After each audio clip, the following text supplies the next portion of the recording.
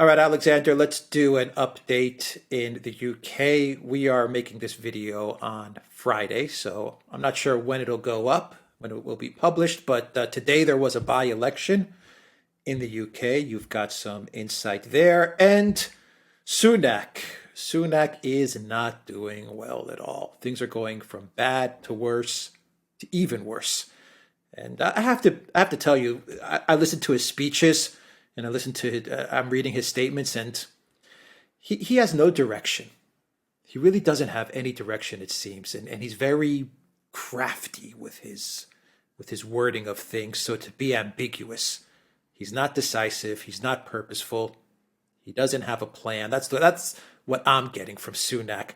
But I think that that in general things are going very poorly for Sunak and for the Conservative Party. What is going on? What do you want to start with? The by-election? Yeah, let's start with this by-election. Let's start with this by-election. It was in the city of Chester. Now, that is a Labour seat. So it was a seat that Labour held during the 2019 election. It's a town in northwest Britain, a very beautiful town, by the way, with a wall that dates back from Roman times. It was a former Roman fortress, but it's a historic place, and it's the sort of place which voted for Brexit, where the Conservatives were making inroads. And they've crashed. The Labour majority increased massively, I think by something like 10,000 votes. And bear in mind, this is a very lacklustre Labour Party, very poorly led, in my opinion, by Keir Starmer, very unpopular leader. You won't find many people excited or enthusiastic about him. So, this isn't, and a party, by the way, a Labour Party, which is very, empty of ideas. Yeah, even against that, the Conservatives crashed. Now, this reinforces now what has become the consensus view in British politics, which is that the Conservatives are heading towards an electoral defeat that's going to be even bigger than their defeat in 1997. That was the landslide that Tony Blair won. It gave him about 170 seat majority or something. I mean, it was absolutely lopsided after, the Conservative government of the 1980s and 1990s imploded under John Major. It looks like they're going to have an even bigger implosion this time. But bear in mind, in 1997, whatever you thought about him then, and I didn't like him then, by the way, I'm going to now reveal something I've never publicly said before. I didn't like Tony Blair so much in 1997 that I arranged to take a business trip to Greece, because at that point I was a member of the Labour Party and I couldn't vote for him. I mean, it was just impossible. So I absented myself from Britain in order to avoid voting for him in the 1997 election, even though, as I said, I was technically a member of the same party as he was. So having said that, people like me who didn't like Blair at that time. There were other people who didn't like Blair. But overall, indisputably, he was a charismatic figure. He was somebody people looked up to, had expectations of. I mean, he might have been, as I said, a conjurer and a shapeshifter and a thoroughly, twisted and corrupt person. But people didn't know it then, and they believed in him. He was popular. He was genuinely popular. The Conservatives are about to lose, or are going to lose, or are heading to lose, against a Labour Party which is not popular, led by somebody who is not popular, by an even bigger margin than they lost in 1997. So you're getting the sense of a party now that is in free fall, a government that is in free fall. And what you're seeing is more and more Conservative MPs saying, we're quitting politics, we're not going to stand again in the next election in 2024, where clearly they don't think they've got any future in Parliament. You're starting to hear rumblings. People are saying Sunak, as you absolutely rightly say, he's uncharismatic, he's visionless, he's also, and you're quite right about this, you have to pass his speeches. He doesn't speak straightforwardly. He doesn't talk to people in a way that they can relate to. He reminds me a little bit, by the way, increasingly, of a Barack Obama, but without Obama's skill in public relations and charisma. Just as you had to, read through Obama's speeches and, have to try and work out what he was saying. It's the same with Sunak. But Obama had a kind of presentational skill. Sunak utterly lacks it. So people are losing faith in Sunak. The country is turning against Sunak. The country is turning against the Conservatives. There's no real sign, however, that anybody has any real ideas about how to take this thing forward. And just before we did this video, I sent you a long article by an opinion writer, Alistair Heath, in the Daily Telegraph. He is obviously well to the right in some ways, but he gives a description of the state of Britain today, which people on the left would not agree with. We have strikes going on, we have railway strikes, we have strikes in the postal system, we have people under enormous economic pressure. I discussed in a programme recently how we're out of eggs. There's no eggs you can buy in London. Turkeys are becoming impossible to find. This is all, in the run up to Christmas. Shops, very little movement there. There's a sense that the country's in free fall. The Conservatives are in free fall. The Prime Minister is losing the confidence of his own party. People are turning to the Labour Party, but they're doing so without any sense of enthusiasm. Yeah, but what's the process in all of this now? I mean, you can't have another change in leadership.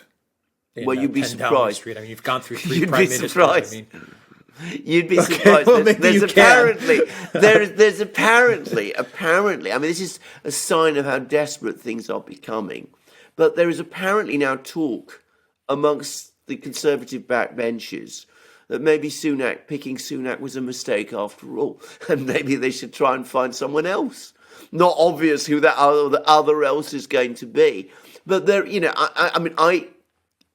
it gives you an idea of how bad things are becoming, that you're starting to get rumours that, again, there's a whole new set of plots and plans and conspiracies to try and replace Sunak with, well, whom exactly? I've no idea.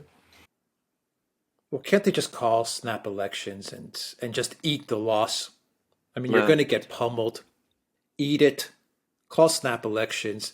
And maybe you can work off of this strategy. I'm not saying this is correct, but maybe I'm trying to get into their heads. Maybe you can play the strategy that, Labor is just as terrible as we are, and they're going to do just as bad as we're doing. So let them have it. Let them also mess up, and then we'll come back later in a year or two. I mean, once again, I'm just trying to get into maybe their political thinking. I mean, because you can't have another change in leadership. That's going to be just... No, I completely agree. Can I just say, I mean, I've come to the clear view myself that an election now is the best solution to this problem. I mean, another 2 years of a government that's falling apart with a prime minister who's discredited just few weeks after he's became prime minister and is so unpopular. This isn't going to work.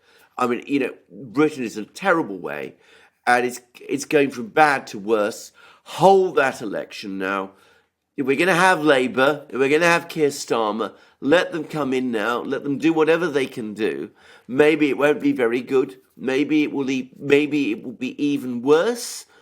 But at that point, the country can at least start to think, move forward. Perhaps the Conservatives can get themselves reorganised and come back. Maybe other political forces, Nigel Farage's Reform UK party can form.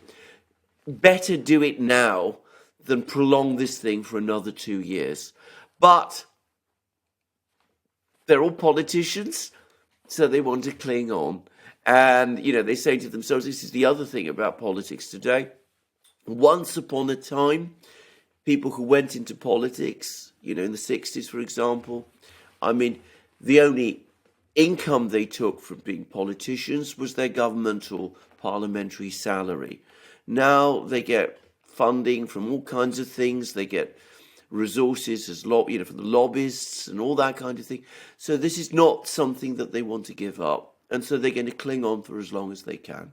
And this is an ugly reality, but that's what we face, and that's what Britain faces. Now, what kind of Britain we're going to have in 2 years' time, I shudder to think, but that's where we're going. That was my comment to you, my final question. They want to cling on, but can Britain cling on? Well, yeah, can Britain cling on? Well, the mood in Britain is very bad. I've said already that there's a festering anger. If they do try and cling on for another 2 years, I mean, that's another reason, by the way, to hold the election now. At least, you clear out, you take off some of that tension that's building up in society because, well, you have a new government. People might not have much belief in it, but it's at least a new government. The present government stays on far past its, sell-by date, if you like. Well, that anger is going to build. Now, I don't know what that means. Does it mean they all turn to this new party, Reform UK? Does that mean that there will be other pressures in British society? But I'm generally worried about this, and I think anybody with any sense of responsibility who cares about Britain should be. All right. Any other thoughts before we sign off? I've said this many times in many programs. I've never known things in Britain to be so bad, and they're just getting worse. I mean, every program I've been saying this, things are going from bad to worse, and they're just getting worse. And coming back to a point you've made previously, if Sunak came along, spoke openly to the British people, told them, this situation with Ukraine has become impossible. We've got to change course. Made that pitch to other leaders, explain this to Biden. Well, I think he would get an awful lot of support in the country, and that would be a new direction, and it would address the problems. Sunak isn't doing that. I am guessing, by the way, when you talk about passing his speeches, that it was his recent speech in the City of London at the Lord Mayor's that you might have been thinking about. Because, I mean, it was exactly like that. He says, we will maintain or even increase our support for Ukraine. And, of course, what he actually means is we might indeed reduce it, because if you talk about maintain, well, it might be maintaining at this level, or it might be maintaining at a lower level, or whatever. And that's not how you should talk to people at a time of crisis. Yeah. He also said something about China and Beijing the other day, and just... Yeah. I mean, it's a classic Sunak, because he says horrible things about China, but at the same time, he says, we've got to maintain some kind of economic relationship with China. He wants to have it both ways. And it doesn't cut it. I mean, it doesn't work anymore. But, and Britain can't afford a prime minister like that. I mean, he could say, well, we've got to cut our links with China. That would mean a 30% drop in our living standards. But, for strategic reasons, we've got to do it. Or he could say, we can't afford a quarrel with China. We're already in deep economic trouble. Those people who are calling for it are simply not being realistic. We've got to maintain our relations with China. We have no choice. And we may have issues with the Chinese, but that's the reality. And again, people might get behind that. But what he's trying to do is he's trying to please both sides. And of course, it's not going to work. All right, we will leave it there. The Duran.locals.com. We are also on Rockfin, and go to the Duran shop, 10% off. Use the code GOODDAY. Take care.